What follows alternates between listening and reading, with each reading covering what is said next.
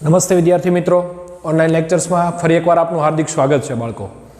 આજે આપણે આપણા જે વિદ્યુત ક્ષેત્રનો જે કન્સેપ્ટ છે, લાસ્ટ લેક્ચર્સમાં આપણે વિદ્યુત ક્ષેત્ર રેખાઓની લાક્ષણિકતાઓ સમજ્યા છીએ. હવે આજે આપણે જે ભણવાના છીએ એ વિદ્યુત ક્ષેત્ર સંલગ્નિત ઉદાહરણ અને સ્વાધ્યાયના દાખલાઓ. તો આજનો જે સૌથી પહેલો આપણો એક્ઝામ્પલ છે એ છે આપણું ઉદાહરણ નંબર લગભગ 1.8.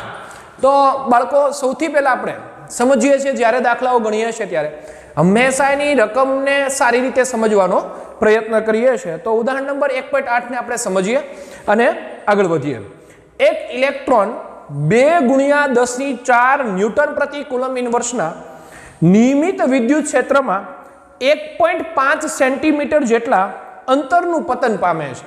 એટલે બહુ સિમ્પલ છે બાળકો. અહીંયાથી એક વસ્તુનો આપણને ખ્યાલ આવશે કે ભાઈ વિદ્યુત ક્ષેત્ર ઓલરેડી હાજર છે અને જ્યારે ઇલેક્ટ્રોન એ વિદ્યુત ક્ષેત્રની અંદર રાખવામાં આવે તો તરત જ બાળકો આ કન્સેપ્ટ આપણે ફરીથી નદીના ઉદાહરણને યાદ કરીએ. નદીના પ્રવાહની અંદર હું ધુબાકો મારીશ તો નદીનું ક્ષેત્ર મને આ ઉપર બળ લગાડશે જ.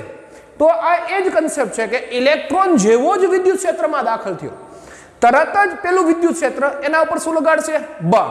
એટલે એક સૂત્ર આપણે અહીંયાથી ખ્યાલ આવી જાય કે ભાઈ બળ લાગે છે તો બળનું સૂત્ર વિદ્યુત ક્ષેત્ર હાજર છે તો F = QE. ક્યાંના સૂત્ર? વિદ્યુત ક્ષેત્ર ઉપરથી G = F/Q. ત્યારબાદ રકમ આગળ વધીએ. આકૃતિ 1.13 એ ક્ષેત્રનું માન અચળ રાખીને તેની દિશા ઉલટાવવામાં આવે અને તેમાં એક પ્રોટોન તેટલા જ અંતરનું પતન પામે છે. તો દરેક કિસ્સામાં પતન પામતા લાગતો સમય ગણો. ગુરુત્વની અસર હેઠળ મુક્ત પતન સાથેનો તફાવત પણ જણાવો. તો આપણે જે રકમ આપી છે એમાં આપણે આવું આપી દેવામાં આવ્યું છે. બંને આકૃતિ આપણે સમજીએ તો ઉદાહરણ 8 એમાં એવું કીધું છે કે ભાઈ એક જે વિદ્યુત ક્ષેત્ર ડેવલપ છે, આપણે એ પણ જાણીએ છીએ કે ભાઈ વિદ્યુત ક્ષેત્ર હંમેશાને માટે પોઝિટિવ થી કઈ તરફનું હશે? નેગેટિવ તરફ. બરાબર. એટલે વિદ્યુત ક્ષેત્ર થશે પ્લસ થી માઇનસ તરફ.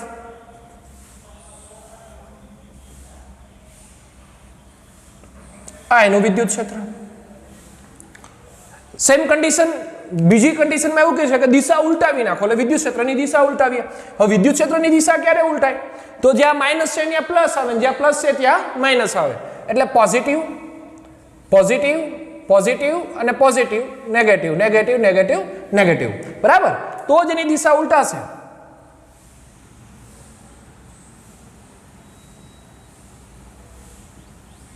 આ દિશા આપણે ઉલટાવી કાઢી. હવે એને એવું કીધું છે કે આકૃતિ નંબર A અને આકૃતિ નંબર B.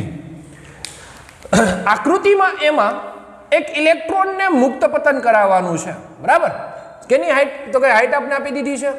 કેટલી હાઈટ થી મુક્ત પતન કરાવશું? તો કે h આપણે ઓલરેડી આપી દીધી છે 1.5 સેન્ટીમીટર જેટલી હાઈટ થી કોને પતન કરાવવાનું છે? ઇલેક્ટ્રોનને. બાળકો ખાસ આકૃતિ એને જો આપણે પહેલા ખ્યાલ સમજીએ પછી આકૃતિ B. જ્યારે ઇલેક્ટ્રોનને તમે મુક્ત પતન કરાવો છો, હવે મુક્ત પતનમાં બે ઇફેક્ટ થાય. કોઈ પણનું મુક્ત પતન એટલે પૃથ્વીનું ગુરુત્વાકર્ષણ બળ પણ લાગતું હોય તો ઇલેક્ટ્રોનની અંદર ગુરુત્વાકર્ષણને કારણે ગુરુત્વ પ્રવેગ જન્મે. જે આપણે એ પણ સાબિતી આપી છે કે આપણે ગુરુત્વ પ્રવેગને અવગણ્યો છે. શા માટે અવગણ્યો છે એ અત્યારે મુદ્દો સમજતા નથી, પણ જ્યારે એક્ઝામ્પલ પૂરો થશે ત્યારે સમજશું.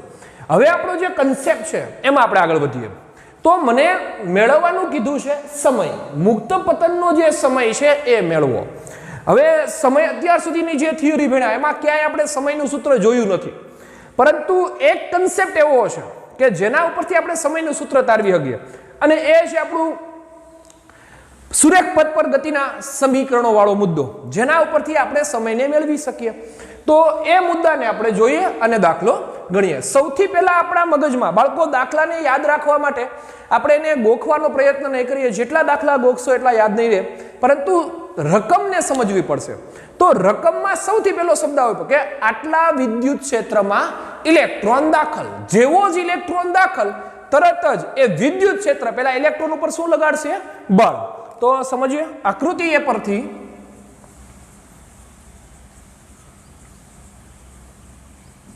એ પરથી જ્યારે ઇલેક્ટ્રોનને વિદ્યુત ક્ષેત્રમાં દાખલ કરવામાં આવે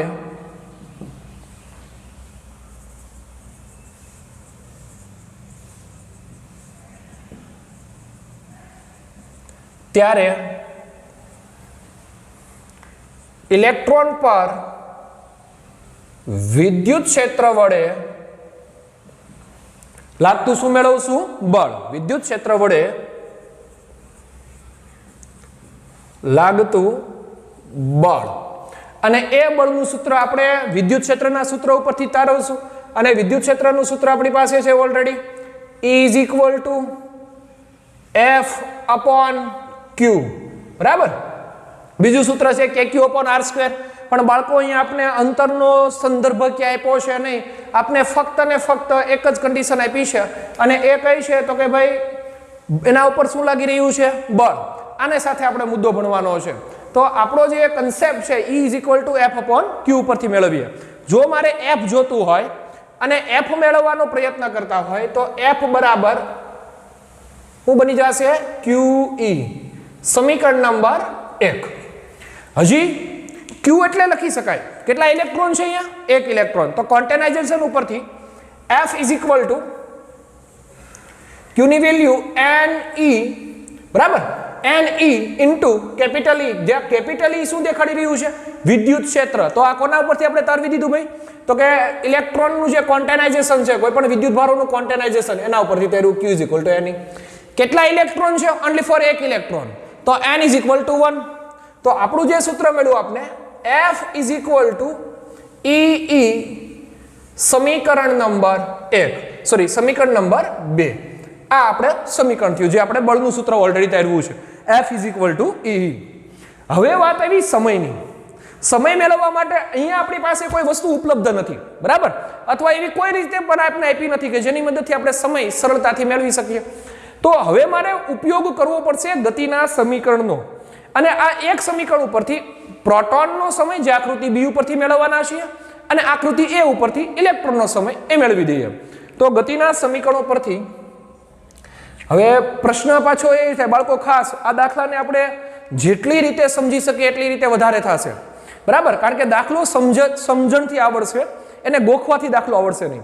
શા માટે ગતિના સમીકરણો વાપરા? એનું મૂળ કણ અહીંયા મુક્ત પતન શબ્દ છે અને હાઈટ આપી છે h.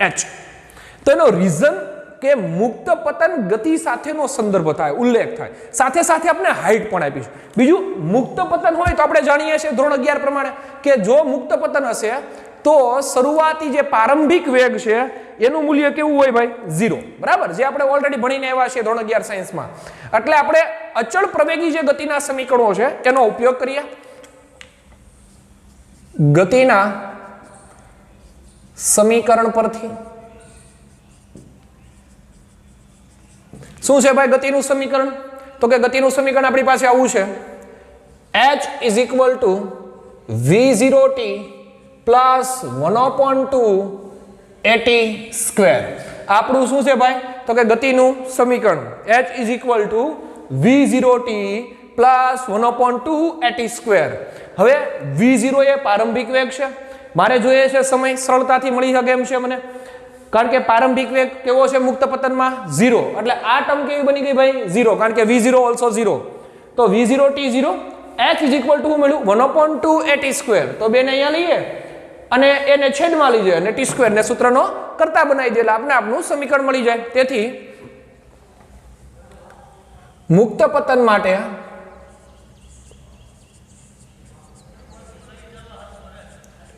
V0 0, બરાબર. સમીકરણ નંબર 3. તો સમીકરણ 3 પરથી શું લખી શકાશે ભાઈ? તેથી સમીકરણ 3 પરથી શું બનશે? સમીકરણ 3 પરથી V0 also 0. તો H = 1/2 AT². તો t² ને સૂત્રનો કરતા બનાવીએ તો બાળકો આવું થશે 2H/A. મારે જોઈએ છે સમય t, તેથી t = √2H/A. સમીકરણ નંબર 4. આ સમીકરણનો હવે ઉપયોગ કરી અને સમય આપણે મેળવી શકીએ. પણ હજી એક પ્રોબ્લેમ છે, એ નથી, H આપ્યો છે, એ નથી. હવે એને કઈ રીતે મેળવવું? તો આપણી પાસે જે સૌથી પહેલા આપણે બળનું સૂત્ર મેળવ્યું છે એના ઉપરથી એ મળી શકે. કારણ કે ઇલેક્ટ્રોન અને પ્રોટોન ને બંનેને માસ છે, બરાબર. એની પાસે જો માસ હશે, મુક્ત પતન કરતો હશે, તો ઓલરેડી એની પાસે પ્રવેગ હશે. તો ન્યૂટનના ગતિના નિયમો પરથી આપણે F = ma લખીએ, બળ મેળવવાનું. તો અહીંયા સમીકરણ નંબર 2 પરથી આવું લખી શકાશે. સમીકરણ 2 પરથી MAE એટલે ઇલેક્ટ્રોનનો પ્રવેગ, AE mass of electron, ME AE = E capital E, બરાબર.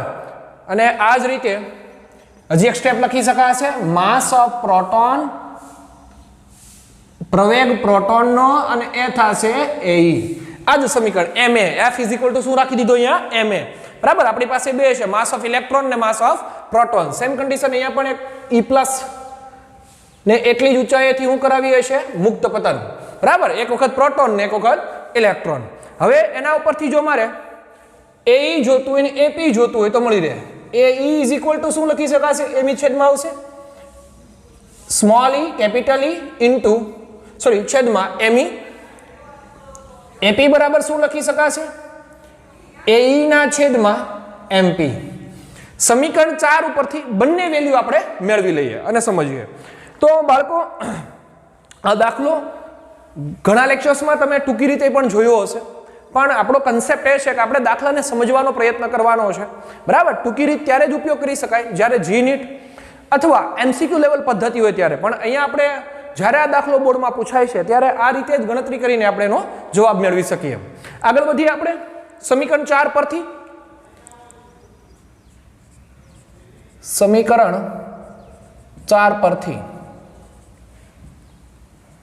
બંને સૂત્રો મેળવી શકીએ. ઇલેક્ટ્રોન માટે નો સમય અને સાથે સાથે પ્રોટોન માટેનો સમય.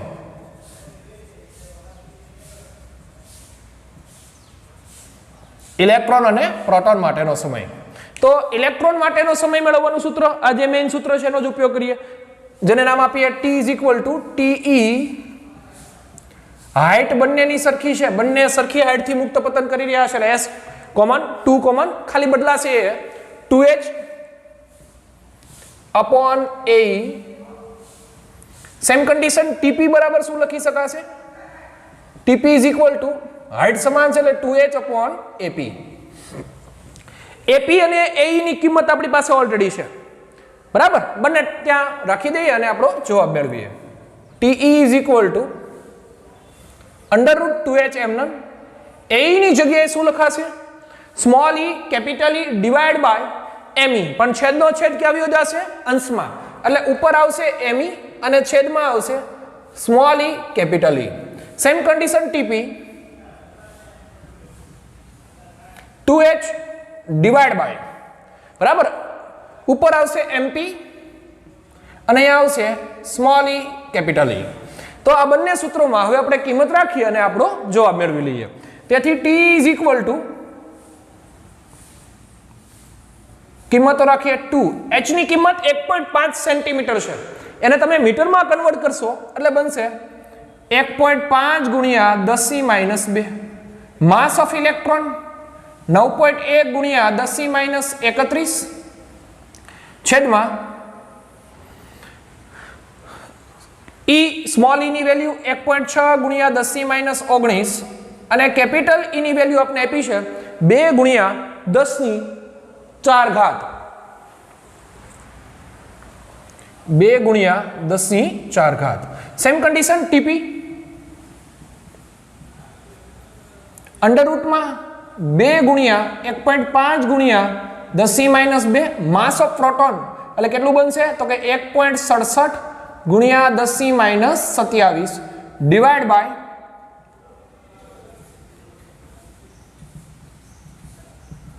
કેટલું થશે? તો કે 1.6 × 10⁻19 2 ગુણ્યા 10⁴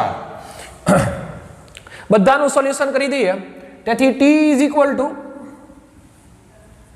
જવાબ આપને આવો મળશે કે 2 ગુણ્યા 1.5 એટલે 3 3 ગુણ્યા 9.1 27.3 છેદમાં 1.6 ગુણ્યા 2 એટલે 3.2 તો 27.3 ભાગ્યા 3.2 કરીએ તો જવાબ આવશે 8.53 અંડર રૂટમાં 8.53 1 મલ્ટીપ્લિકેશન ઘાતનું જરાક સોલ્યુશન કરી લઈએ 31 ને 2 33 19 માંથી 4 જાય એટલે 15 ઉપર આવશે એટલે 33 માંથી 15 બાદ કરીએ એટલે ઘાત વધશે 10⁸ પણ કેવી 18 વધશે તો કે -18 વધશે હવે 8.53 નું શું બનાવી લઈએ રૂટ તો જવાબ આપને મળ્યો t ઇઝ ઇક્વલ ટુ 2.92 ગુણ્યા 10⁻18 ના અડધા થઈ જશે 9 સેકન્ડ આ થયો ઇલેક્ટ્રોન નો સમય સેમ કન્ડિશન આપણે પ્રોટોન નો સમય ગોતીએ tp તો tp ઇઝ ઇક્વલ ટુ શું લખી શકાશે ભાઈ તો કે tp is equal to under route 2 ગુણ્યા 1.5 એટલે 3 3 સાથે 1.67 નું શું કરી દઈએ મલ્ટીપ્લિકેશન એટલે જવાબ આવ્યો 5.01 1.6 અને 2 એટલે 3.2 ભાગ્યા 3.2 તો જવાબ આપણો આવ્યો અંડર રૂટ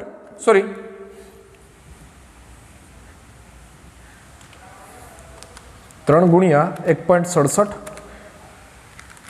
ભાગ્યા 3.2 જવાબ આવ્યો 1.56 ઘાત આપણી પાસે વધશે 27 ને 2 29 અને 19 માંથી 4 જાય એટલે 15 29 - 15 તો ઘાત વધી આપણી પાસે 10⁴ પણ કેવી વધશે તો કે માઇનસ વધશે તો ફરીથી 1.565 નું રૂટ તો મળશે જવાબ tp is equal to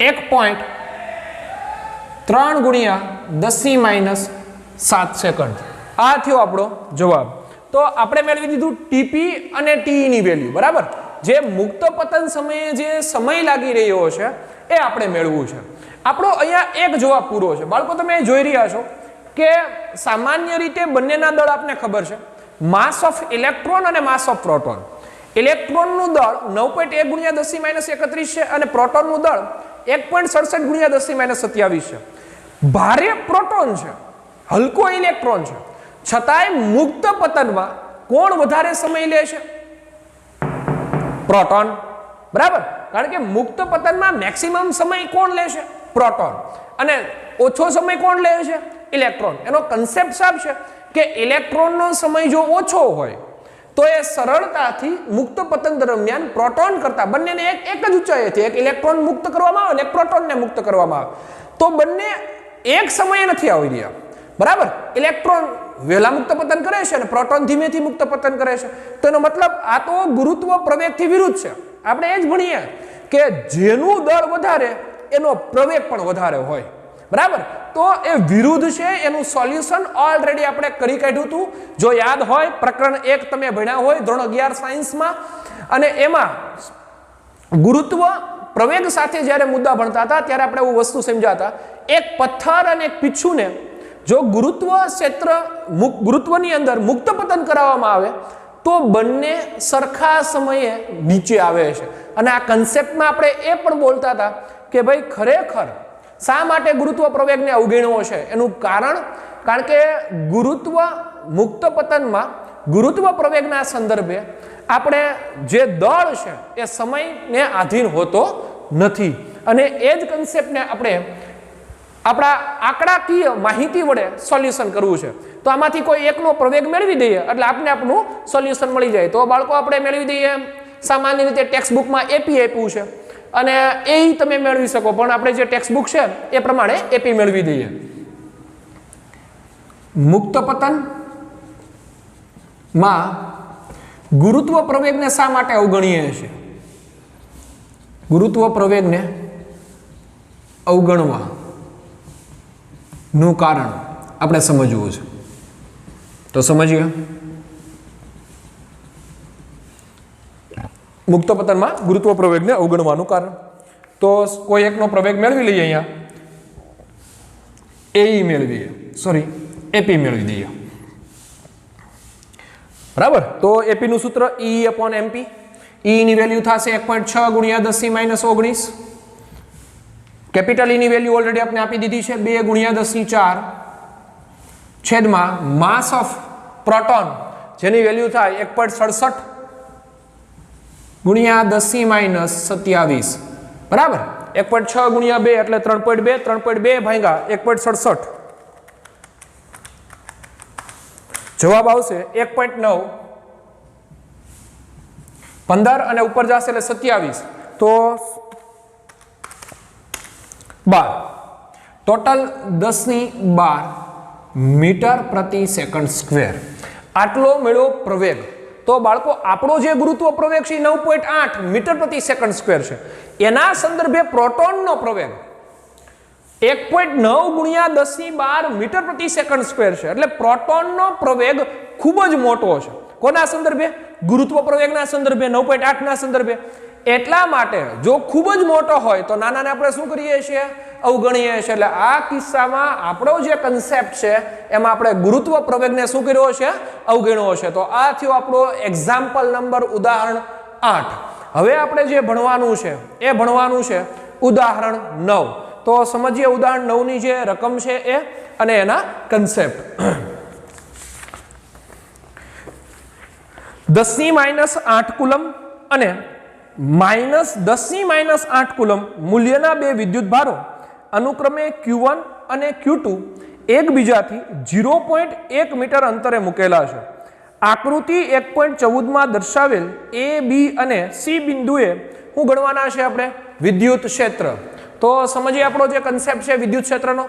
A, B અને કયા બિંદુએ મેળવવા છે? C બિંદુએ. આપણે જે આકૃતિ આપી છે એને પહેલા સમજીએ. ઉદાહરણ 9. બે વિદ્યુત ભારો આપણે આપી દીધેલા છે. એક છે પોઝિટિવ પ્લસ Q અને એક છે નેગેટિવ. બંનેના મૂલ્યો પણ આપણી પાસે છે, બરાબર. પોઝિટિવની 10⁻8 અને નેગેટિવની -10⁻8. તેમજ બંને વચ્ચેનો જે અંતર છે એ પણ આપણે આપ્યું છે અહીંયાથી.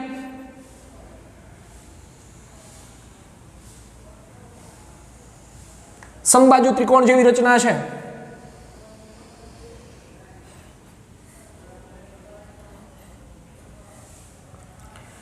આ જે અંતર છે એ 0.10 મીટર. સોરી, આકૃતિને જોઈએ ફરીવાર. આપણી જે આકૃતિ આપી છે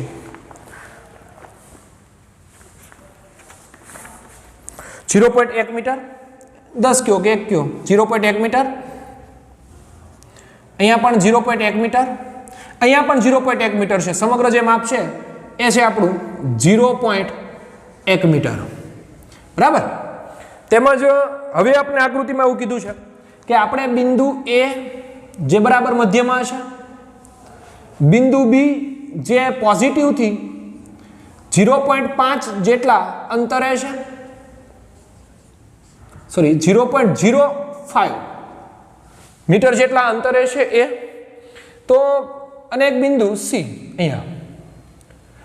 આ તમામ બિંદુએ મારે શું મેળવવું છે? વિદ્યુત ક્ષેત્ર. તો બાળકો જે આકૃતિ છે એને આપણે સમજીએ. સૌથી પહેલા જે પોઝિટિવ છે એનું જે વિદ્યુત ક્ષેત્ર છે, પહેલા આપણે એ બિંદુએ વિદ્યુત ક્ષેત્ર મેળવવાનો પ્રયત્ન કરીએ છીએ. તો જે પોઝિટિવ ચાર્જ છે એનું વિદ્યુત ક્ષેત્ર E આ તરફ હશે, કારણ કે હંમેશા પોઝિટિવનું વિદ્યુત ક્ષેત્ર બહારની તરફ હશે, E, બરાબર. એ જ રીતે નેગેટિવનું વિદ્યુત ક્ષેત્ર પણ ક્યાં હશે? આમ બહારની, કારણ કે અંદર જઈ રહ્યું છે. અને સેમ કન્ડિશન અને જરા જુદી રીતે તારવીને દેખીએ તો આવું થશે બાળકો કે ભાઈ આ પોઝિટિવ ચાર્જ છે, આ બિંદુ આપણું A અને આ આપણો નેગેટિવ ચાર્જ. તો પોઝિટિવનું જે વિદ્યુત ક્ષેત્ર છે એ બહારની તરફ હશે, એટલે આ તરફ હશે, જેને નામ આપણે આપીએ E+. સેમ કન્ડિશન જે ઋણ વિદ્યુત ભાર છે એમાં પણ વિદ્યુત ક્ષેત્ર રેખા ક્યાં જતી હશે? અંદર. તો એનું પણ વિદ્યુત ક્ષેત્ર જે નેગેટિવ પર લાગી રહ્યું છે, નેગેટિવ A ઉપર લગાડી રહ્યું છે વિદ્યુત ક્ષેત્ર, એ પણ એ જ દિશામાં હશે, એટલે કે આ તરફ હશે, જેને નામ આપીએ આપણે E-. તમે જોઈ રહ્યા છો કે E પ્લસ અને E માઇનસ ની દિશા કેવી છે? બે એક જ છે. પરિણામે જો બંને દિશામાં વિદ્યુત ક્ષેત્ર હોય તો એનો શું કરીએ ગાય? સરળતાથી સરવાળો. ફરીવાર બાળકો કઈ રીતે આપણે એવું સમજાશે? પોઝિટિવ ની ઓલરેડી બહારની ડાયરેક્શન છે, પણ નેગેટિવ ને ક્યાં જતું હશે? અંદર તરફ. એટલે બિંદુ એ હશે એ પોઝિટિવ પ્લસ આ તરફ હશે. સેમ કન્ડિશન અહીંયા નેગેટિવ છે તો નેગેટિવમાં અંદર જઈ રહ્યું છે, તો પણ બંનેની દિશા કેવી થઈ ગઈ? સમાન. અને જો બંનેની દિશા સમાન હશે તો એનો શું કરીએ ગાય? સરળતાથી સરવાળો. તો આપણે બિંદુ એ પાસે વિદ્યુત ક્ષેત્ર મેળવવાનો પ્રયત્ન કરીએ. બિંદુ એ પાસે કુલ વિદ્યુત ક્ષેત્ર. તો કુલ વિદ્યુત ક્ષેત્ર એટલે કયા બેનો સરવાળો થશે? એક પ્લસ E જે બહાર તરફ છે એ, અને એક માઇનસ. અહીંયા આપણે એની આકૃતિ પણ સમજી લઈએ, દોરી દઈએ એટલે સમજ પડે જ્યારે આપણે ભણતા હોય ત્યારે. એ બરાબર આપણો પ્લસ જેનું વિદ્યુત ક્ષેત્ર આ તરફ હશે, જેને નામ આપીએ આપણે E પ્લસ. સેમ કન્ડિશન આપણો માઇનસ જેનું વિદ્યુત ક્ષેત્ર પણ અંદર તરફ હશે એટલે આથી જશે E માઇનસ. બંને એક જ દિશામાં હોવાથી એનો શું કરીએ ગાય? સરવાળો. તેથી કુલ બિંદુ એ પાસેનું જે વિદ્યુત ક્ષેત્ર છે એને નામ આપીએ EA ઇઝ ઇક્વલ ટુ શું બનશે? તો કે E માઇનસ પ્લસ કોનો સરવાળો? તો કે E પ્લસ નો સરવાળો. બરાબર. ચાલો આગળ વધીએ. સૂત્ર આપને ખબર છે EA એમના વિદ્યુત ક્ષેત્રનું સૂત્ર અંતર સાથે આપને ખબર છે. શા માટે અંતર સાથે લીધું? કારણ કે વિદ્યુત ક્ષેત્રના બે સૂત્રો F/Q અને એક E = KQ/R², પણ અંતર સાથે લેવાનો કન્સેપ્ટ અહીંયા આપણે શું ઓલરેડી આપી દીધો છે? R.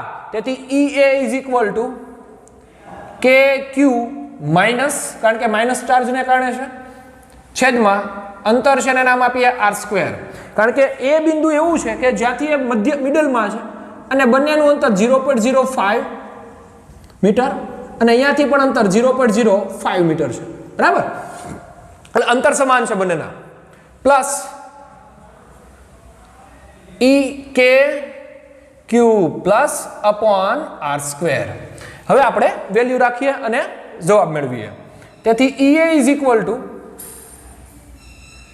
બનશે K ની વેલ્યુ 9 × 10⁹ Q માઇનસ જેની વેલ્યુ આપણે ઓલરેડી આપી દીધી છે કે ભાઈ જે -4 છે એની વેલ્યુ -10⁻8 કુલમ અને જે પોઝિટિવ છે એની વેલ્યુ આપી છે 10⁻8 કુલમ. તો અહીંયા આપણે રાખશું -10⁻8 છેદમાં R એટલે આપણી પાસે અંતર છે 0.05 નો વર્ગ. હવે બાળકો આપણી પાસે જે વિદ્યુત ક્ષેત્રનું સૂત્ર છે એને જરાક સમજીએ. E = KQ/R² R caret. બરાબર. સદિશ સાથે દેખાડ્યું. તો R કેરેટ કઈ દિશામાં છે ખૂબ અગત્યનો છે.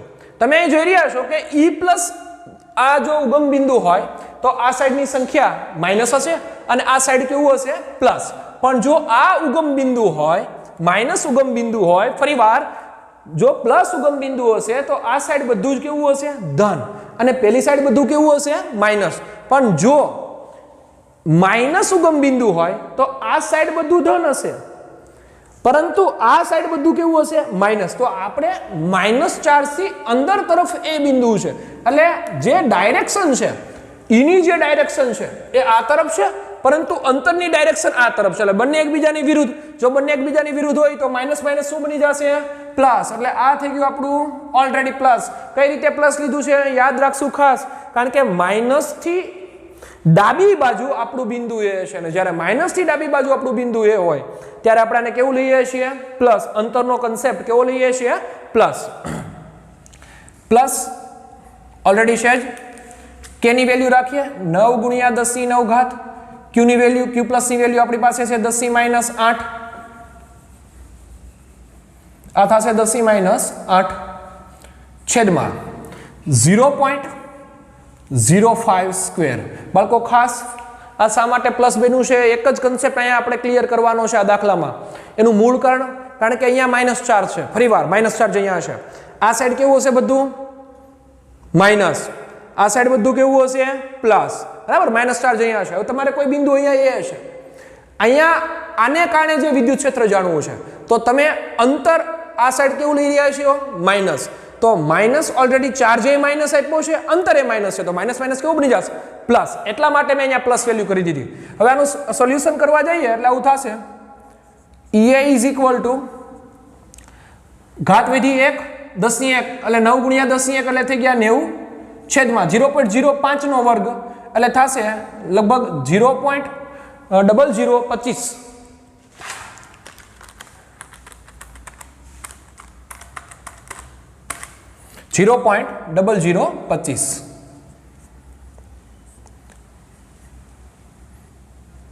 પ્લસ સેમ કન્ડિશન 90 ના છેદમાં 0.0025 અને દરેકનો તમે ભાગાકાર કરવા જાઓ 90 ભાગ્યા 0.0025 કરશો એટલે જવાબ આવશે 36,000. 36,000 પ્લસ 36,000 એટલે ટોટલ થયો 72,000 અને જેને તમે 7.2 ગુણ્યા 10 ની 4 લખી શકો અને ન્યૂટન પ્રતિ શું મળી ગયું કુલમ. તો આ મેળવું આપણે ઈએ બિંદુ પાસેનું વિદ્યુત ક્ષેત્ર કે ઈએ પાસે કેટલું વિદ્યુત ક્ષેત્ર હશે એ. હવે આપણે જે મેળવવાનું છે એ છે આપણું ઈબી મીન્સ કે બી બિંદુ પાસેનું વિદ્યુત ક્ષેત્ર. બી બિંદુ પાસે વિદ્યુત ક્ષેત્ર. તો બી બિંદુની પહેલા આપણે આકૃતિ સમજીએ. બી બિંદુ 0.05 પ્લસ થી દૂર છે, બરાબર, એટલે આવું છે પોઝિટિવ નેગેટિવ, આ જે અંતર છે બેનો સરવાળો કરજો એટલે 0.1 થઈ જશે. એનાથી પોઝિટિવ થી કેટલું દૂર આપણે આપી દીધું છે તો કે ભાઈ 0.05 જેટલું, 0.05 આટલું દૂર છે, બરાબર. કોણ તો કે બી બિંદુ અહીંયા છે. હવે આ બી બિંદુ પાસે મારે શું જાણવું છે તો કે વિદ્યુત ક્ષેત્ર. તો પોઝિટિવ છે એ આ બહારની તરફ હશે, ક્ષેત્ર રેખા ક્યાં તરફ હશે બહારની તરફ, એટલે આ બની ગયું આપણું કોને કારણે પોઝિટિવને કારણે એટલે E પ્લસ. સેમ કન્ડિશન જોજો બરાબર બાળકો, અહીંયાથી જે ક્ષેત્ર રેખા છે આમાં છે સ્પ્લિટ, બરાબર, એટલે આ તરફ હશે આ તરફ પણ કોના ઉપર તો કે બી ઉપર. હવે એની વાત નથી કરવાની, બી ઉપર. તો બી એ બહારની તરફ હશે E પ્લસ ને કારણે, પરંતુ માઇનસમાં તો ક્યાં જતી હશે અંદર. તો બી બિંદુ પાસે E પ્લસ અને આ તરફ શું હશે E માઇનસ. શા માટે આવું થયું તો કે ભાઈ પોઝિટિવ અહીંયા હશે, નેગેટિવ અહીંયા હશે, અહીંયા બી બિંદુ છે તો પોઝિટિવ એ બી બિંદુ ઉપર આ તરફ બળ લગાડશે અને જે તરફ બળ લાગે એ જ તરફ શું હશે તો કે વિદ્યુત ક્ષેત્રની દિશા એટલે બહારની તરફ E પ્લસ. પણ નેગેટિવ છે એ તો એના અંદર તરફ બળ લગાડવાનો પ્રયત્ન કરશે તો પરિણામ એની વિદ્યુત ક્ષેત્ર રેખા આ તરફ છે. તો બી બિંદુ પાસે આવું થશે E પ્લસ અને E માઇનસ. તો બંનેને કારણે જે વિદ્યુત ક્ષેત્રનું જે કન્ડિશન છે એ આ તરફ થશે. પરિણામે બી બિંદુ પાસે વિદ્યુત ક્ષેત્રનું સૂત્ર EB ઇઝ ઇક્વલ ટુ, જો બંને એક જ દિશામાં તો આપણે સરવાળો લીધો, પરંતુ બંને વિરુદ્ધ દિશામાં છે એટલે આપણે કઈ નિશાની લેશું minus. EB is equal to E plus minus E minus. Ready, આ થયું આપણું બી બિંદુ પાસેનું કુલ વિદ્યુત ક્ષેત્ર. કિંમતો રાખીએ અને આકૃતિને ફરીવાર આપણે અહીંયા ડ્રો કરીએ જેથી કરીને આપણે સમજણ પડે કે ભાઈ પોઝિટિવ નેગેટિવ અને અહીંયા આપણું બી બિંદુ છે. તો બી બિંદુ પાસે વિદ્યુત ક્ષેત્ર કેવી રીતે ગોઠવાશે તો કે બી બિંદુ પાસે વિદ્યુત ક્ષેત્ર આ તરફ E પ્લસ હશે અને આ તરફ કોણ હશે E માઇનસ, બરાબર. ચાલો આગળ વધીએ, આપણે કિંમતો મૂકીએ. EB is equal to E plus ની વેલ્યુ સેમ કન્ડિશન સૂત્ર KQ અપોન પણ KQ plus upon R square minus ની નિશાની, બરાબર. E માઇનસ નું સૂત્ર શું થશે તો કે ભાઈ KQ minus upon R square, બરાબર. શું કોમન ભાળી રહ્યા છો? સીધું કોમન લઈ શકો અથવા તો કિંમતો મૂકીને તમે કોમન લઈ શકો, બરાબર.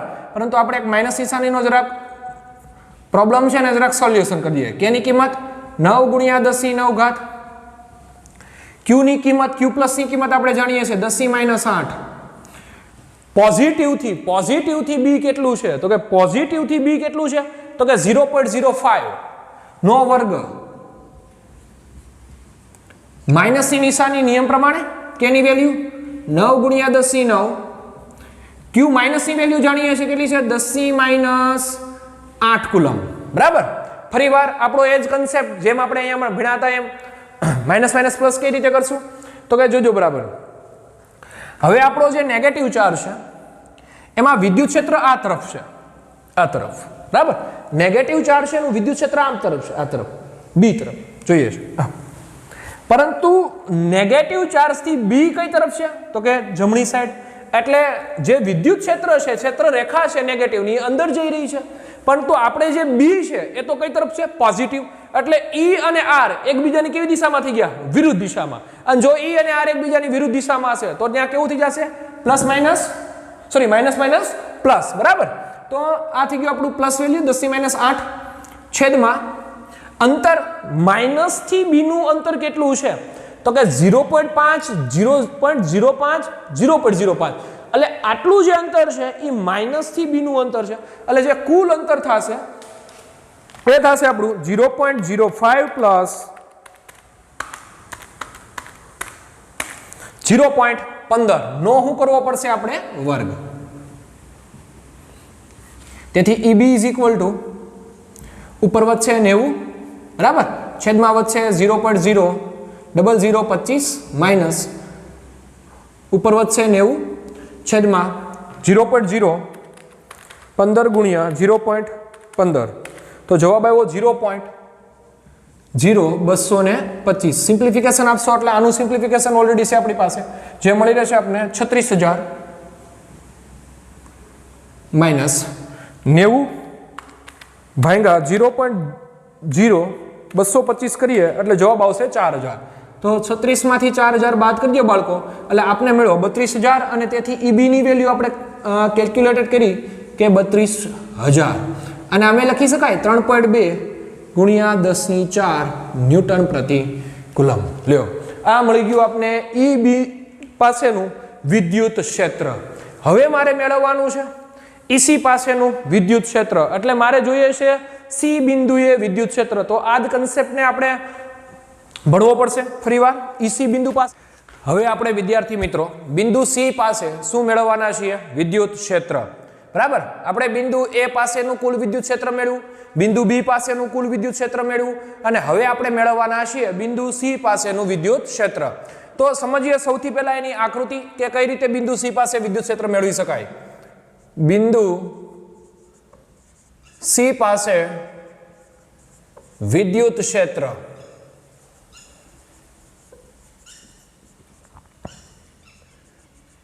હવે બિંદુ C પાસેની જે આકૃતિ છે આપણે જોઈએ છે કે પ્લસ અને માઇનસ આ બંનેથી સમાન અંતરે બિંદુ C આવેલું છે એટલે કે પ્લસ થી 0.1 મીટરે C એ જ રીતે માઇનસ થી પણ 0.1 મીટરે કોણ આવેલું છે C બિંદુ અને એ બિંદુ ના અંતર સમાન હોવાથી બિંદુ C પાસે પ્લસ અને માઇનસને કારણે મળતું વિદ્યુત ક્ષેત્ર પણ કેવું બનવું છે બાળકો સમાન બરાબર તો સમજીએ આગળનો કન્સેપ્ટ આપણો જે બિંદુ C પાસેનો જે વિભાગ છે કે ભાઈ પ્લસ સોરી આકૃતિ જરાક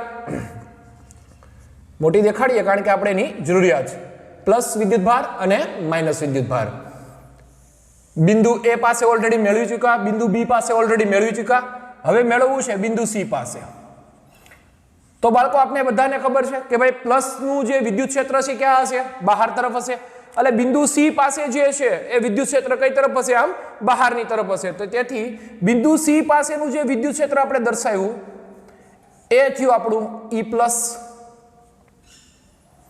આ જ રીતે માઇનસ નું વિદ્યુત ક્ષેત્ર ક્યાં જતી હશે ક્ષેત્રરેખા અંદર તરફ તો પરિણામે જે E- ને કારણે જે વિદ્યુત ક્ષેત્ર છે એની જે નિશાની છે આપણે અંદર તરફ દર્શાવેલા આ થયું આપણું E- બરાબર હવે સમાંતર બાજુ ચતુષ્કોણની રીત વાપરીએ ધોરણ 11 પ્રમાણે તો સદિશોનો સરવાળો કરીએ અને એના ઉપરથી જે મળતી રચના છે એને આપણે સમજીએ આ E- આપણું તો આ થયું આપણું E- અને આ થયું આપણું E+.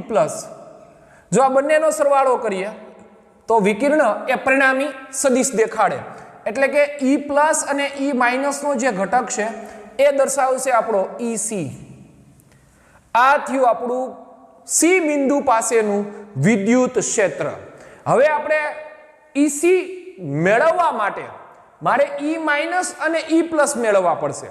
તો E માઇનસ અને E પ્લસ મેળવવા માટે મારી પાસે બધી વસ્તુ છે KQ upon R square. Q ની વેલ્યુ પણ મને આપી દીધી છે, બરાબર. અને સાથે સાથે R કેવો આપ્યો છે એને સમાન. તેથી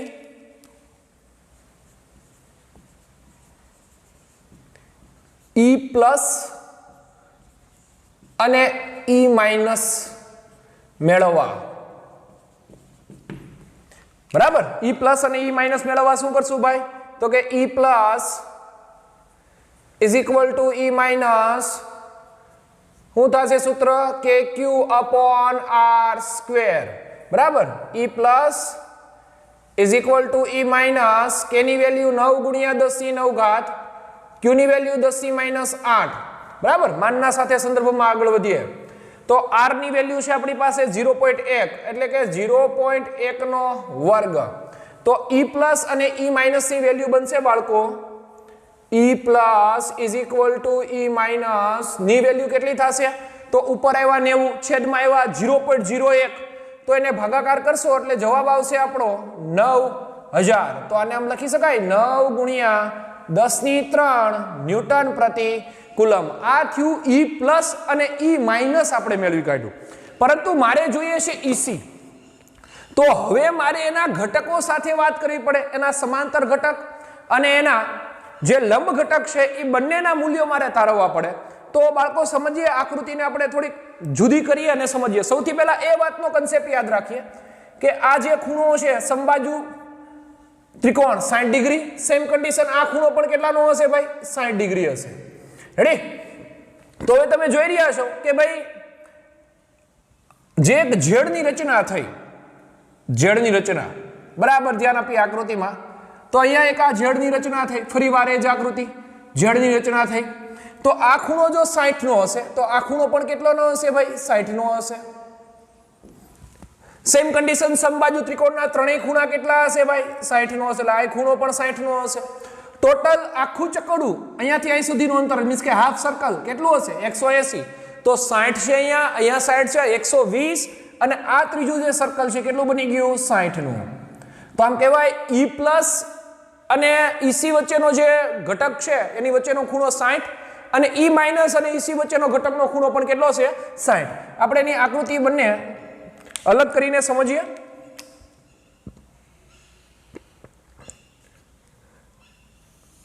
આપણો EC અને આ E પ્લસ બંને વચ્ચેનો ખૂણો કેટલો છે ભાઈ? 60 ડિગ્રી.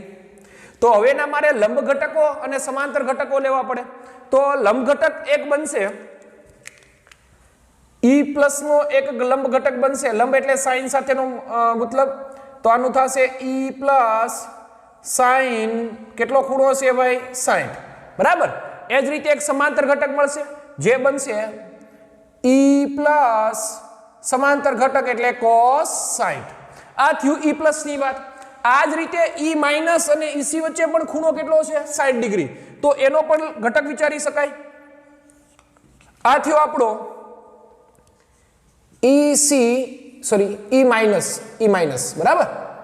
હવે એ પણ કેટલાનો ખૂણો બનાવી રહ્યો છે? 60 નો. તો એનો પણ એક લંબ ઘટક હશે અને એક કયો હશે? સમાંતર ઘટક. તો સમાંતર ઘટક બનશે E માઇનસ cos 60 અને લંબ ઘટક બનશે જે નીચે તરફ હશે માઇનસ દિશામાં, બરાબર. કારણ કે બાળકો બરાબર સમજીએ, જો આ રીતે હશે એંગલરાઇઝેશન્સ તો એક ઘટક નીચે તરફ જેને લંબ ઘટક કહીએ છીએ અને એક કેવો બનશે? સમાંતર. અને જો તમારો ઘટક આ રીતે એંગલ સ્વરૂપે હશે આ, તો એક એને સમાંતર ઘટક બનશે અને એક એને કેવો બનશે? લંબ ઘટક. તો નીચે જે છે એ બનશે E minus sign 60, E minus sign 60. તો જોઈ રહ્યા છો E પ્લસ અને E માઇનસ સાઇન 60 પરસ્પર વિરુદ્ધ દિશામાં હોવાથી એકબીજાની અસરને શું કરી કાઢશે?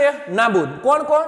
E પ્લસ સાઇન 60 અને E માઇનસ સાઇન 60 એકબીજાની વિરુદ્ધ દિશામાં હોવાથી એકબીજાની અસરને શું કરશે? નાબૂદ. જ્યારે EC ની બાજુ કોણ હશે? E પ્લસ cos 60 અને E માઇનસ cos 60. એટલે એનો આપણે શું કરવો પડશે ભાઈ? સરવાળો. તો મેળવીએ EC મેળવવા માટે ખૂણા ઉપરથી કઈ રીતે મેળવવું તેથી EC ઇઝ ઇક્વલ ટુ શું થશે E plus cos 60 E plus cos 60 plus E minus cos 60 બરાબર કારણ કે બે cos સાથેનો મતલબ છે સમાંતર ઘટકોનો સરવાળો કર્યો હવે E પ્લસ અને E માઇનસ ની વેલ્યુ મારી પાસે છે કેટલી છે તો કે 9 ગુણ્યા 10 ની 3 EC is equal to E plus ની વેલ્યુ છે 9 ગુણ્યા 10 ની 3 cos 60 એટલે 1/2 પ્લસ E માઇનસ ની વેલ્યુ મારી પાસે 9 ગુણ્યા 10 ની 3 અને cos 60 એટલે 1/2 બરાબર તો 9 ભાગ્યા 2 કરશો એટલે 4.5 સેમ કન્ડિશન 9 ભાગ્યા 2 એટલે 4.5 ફરીવાર એનો સરવાળો કરો તો આપણો જે જવાબ છે એનો એ જ રહેશે એટલે કે EC ઇઝ ઇક્વલ ટુ 9 ગુણ્યા 10 ની 3 ન્યૂટન પ્રતિ કુલમ મળે આ થયો આપણો ઉદાહરણ નંબર 9 નો C બિંદુએ મેળવેલું વિદ્યુત ક્ષેત્ર બાળકો આપણે E બિંદુએ B બિંદુએ અને C બિંદુએ વિદ્યુત ક્ષેત્ર મેળવેલું છે આ જ એક્ઝામ્પલને તમે ઘણી બીજી અલગ રીતે પણ ગણી શકો છો ઘણા બધા આપણા વિડીયો ઓનલાઈન વિડીયોમાં તમે જોતા હશો કે અહીંયા 10 - 8 ને બદલે સીધા 10 -8 લઈ લે છે કારણ કે એને માન સાથે સરખામણી કરી છે અને આપણે દિશાઓ સાથે દાખલો ગણ્યો છે હંમેશાને માટે બોર્ડ સંલગ્નિત જ્યારે થઈએ છે ત્યારે આપણે આ લોંગ રીતના જે દાખલાઓ છે એને આવી રીતે સમજીએ છીએ કારણ કે એક વસ્તુ ખાસ યાદ રાખીએ જેટલી તમે શોર્ટ રીતનો ઉપયોગ કરવા જશો એટલો પ્રોબ્લેમ એ થઈ રહ્યો છે કે જેથી કરીને અંદરનો જે કન્સેપ્ટ છે એ વધારે ક્લિયર થતો નથી દાખલાઓ માટે સૌથી અગત્યનું હોય છે કન્સેપ્ટ ક્લિયર કરવો તો અને તો જ સરળતાથી દાખલો આવડી શકે અસ્તુ